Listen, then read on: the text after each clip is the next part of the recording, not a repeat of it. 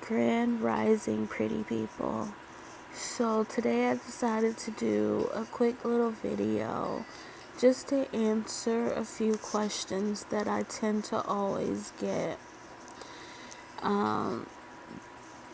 Some of the questions that people ask me, I used to get a little irritated and frustrated with, but then I had to learn that not everyone is as educated on the VI community as we would want them to be.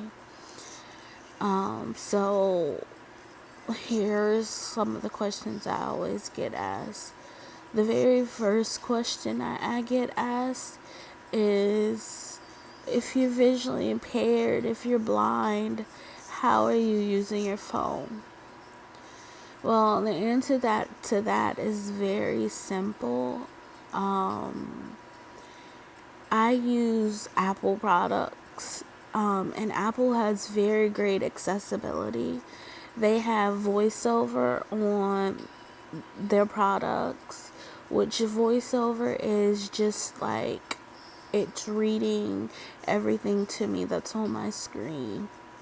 So I can text, I can make phone calls, check my email, shop. Hell, I even get on social media and play games on my phone with voiceover. I will do a video later showing you, demonstrating how I use voiceover on my phone. But like I said, I use voiceover for everything. Another question that I get is, do I have to have everyone cook for me and take care of me? The answer to that is no. In the beginning, I was letting everyone do everything for me. I mean, of course, I shower by myself, dress myself, do my hair by myself sometimes. But then I learned how to do all that stuff independently. Like when it comes to cooking, I use a George Foreman grill. I use an air fryer. I have a talking microwave. I have measuring cups and measuring spoons that have bump dots on them. I use a cutting board. I have a liquid indicator. I don't use the stove or the oven because the stove that I have is a surface top, and then the panel to turn the oven on is touchscreen, so I can't see anything that I'm doing with that, and then it's hard for me to tell where the aisle ends and begins, and I just don't want to deal with that. But I have learned how to use the stove and oven since losing my vision. When it comes to like picking out my clothes and folding my clothes and doing laundry, I have a system. I have these laundry tags that I use that I put inside of, I don't put them in my pants, I put them in my shirts, and I label my shirts so that way I can know which shirt I'm grabbing. I have a color indicator, which it works, I would say, about 40% of the time. It has to be in really great lighting for it to really work properly. But I have that. I mean, of course, I still ask like those around me, hey, what's this? What's this item? But it works. With my shoes, I use rubber bands. I take the shoes and rubber band them together. That way, I have each of its matches together. Most of the time, I can tell which shoes they are by the way they feel. If I don't know the way they feel, of course, I ask the question of what color is this shoe. There's also an app called Be My Eyes where it's like volunteers that you can call. It's free, and I can call them and ask them hey, what's this? And they'll help me with for the most part. There also is an app called CNAI that I use. And with CNAI, that one I can read, document, short text. There's a color indicator. There's a scene description. There's currency. And then there's also a product. So I can scan a barcode and it will tell me what product it is. So like I have like different things that I use to kind of keep myself organized, and you have to come up with your own basic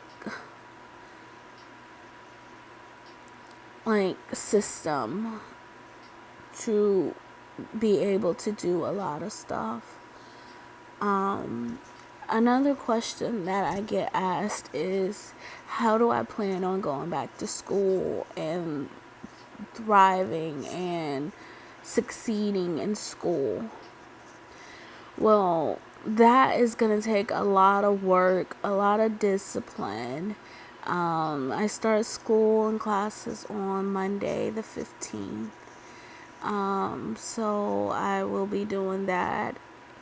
I use screen readers on my laptop. I have JAWS and NVDA. They're both great screen readers that I use. I'm dealing with disability support services at the school, and they make sure I have all the accommodations that I need for classes. I will have a tutor for my classes. So I mean, it's I can handle it. I am a bit nervous about going to school, and that's just because I'm nervous about whether or not I can stay caught up and stay with the class and stuff like that. But as far as like getting around campus, I'm okay. I've worked with a mobility coach, and she's helped me navigate myself around school classes, the building, and everything. Another question that I get asked is, well, how do you get around so well? How do you get around? Well, I use a walking cane. A lot of people think when they hear walking cane, they either think the cane that like a disabled person would use, or most people assume the tapping cane that they portray in a lot of movies and shows when it comes to blind people. But I have a walking cane. It has a rollerball tip on it. And that way, when I'm walking, it makes sure there's nothing in my way. Make sure I'm walking on sidewalk. I do still use sighted guide a lot, which is basically someone there with me, and I'm just holding on to their elbow as we're walking and navigating. I use pretty much that.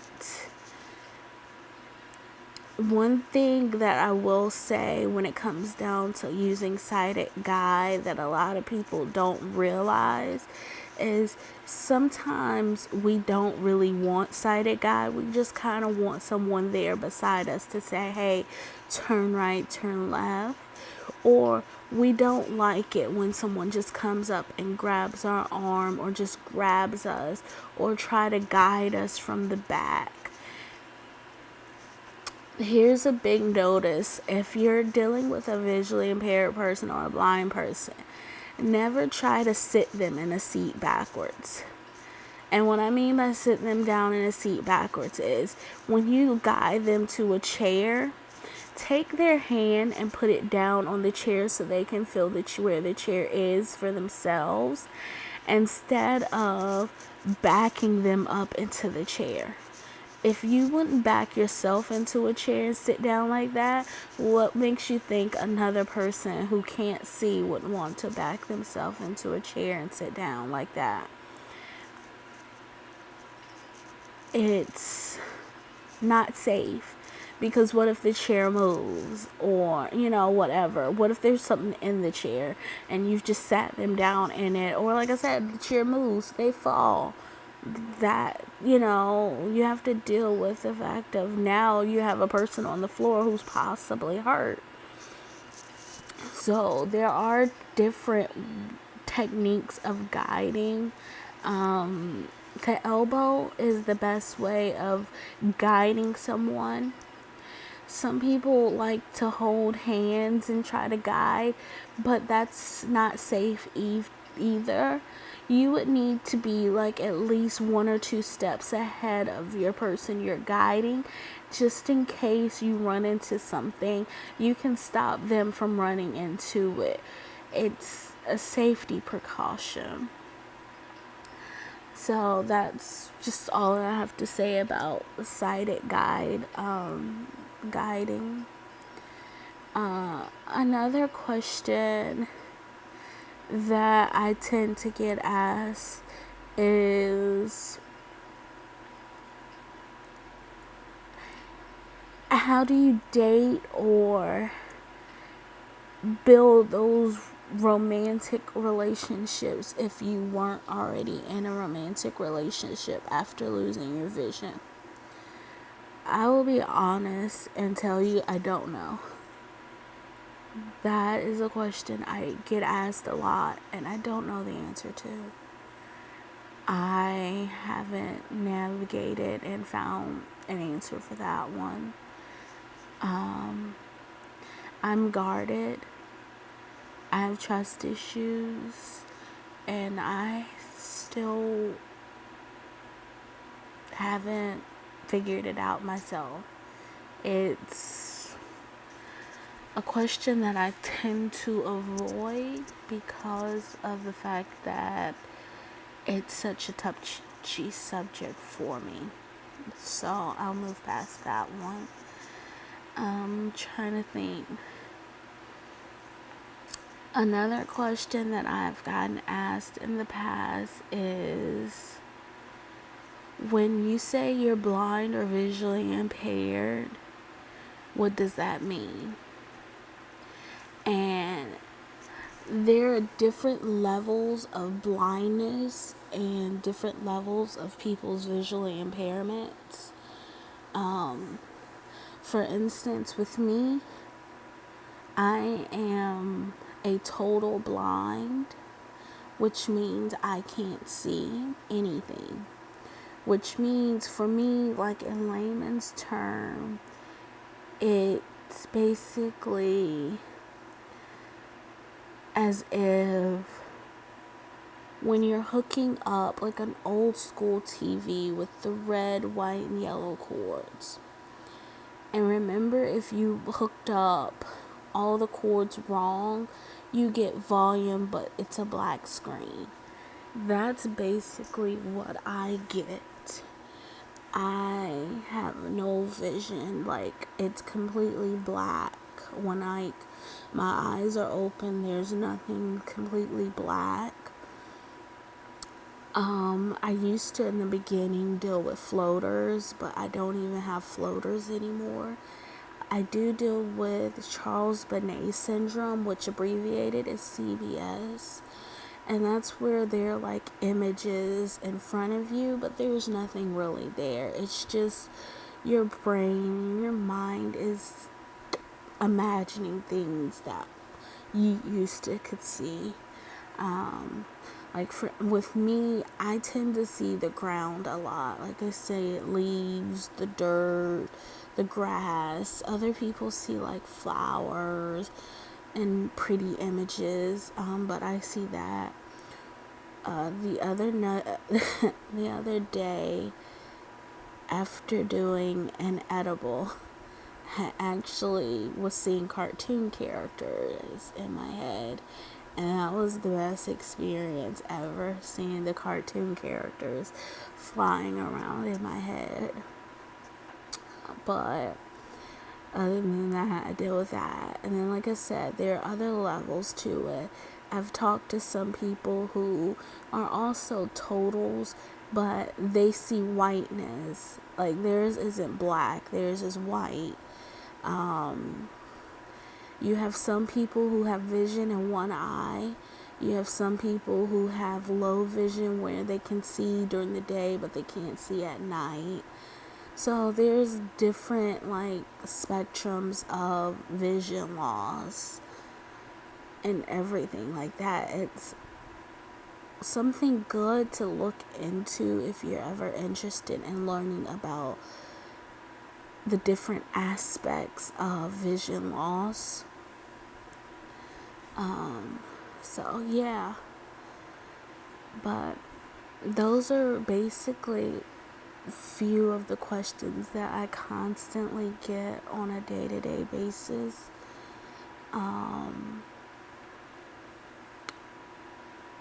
Like I said, I want to come back and do some more of these little talks and answer more of these little questions. When I get more questions that are commonly asked, I will come back and answer some of those. But like, comment, subscribe, and share. Remember, you are beautiful. Toodles.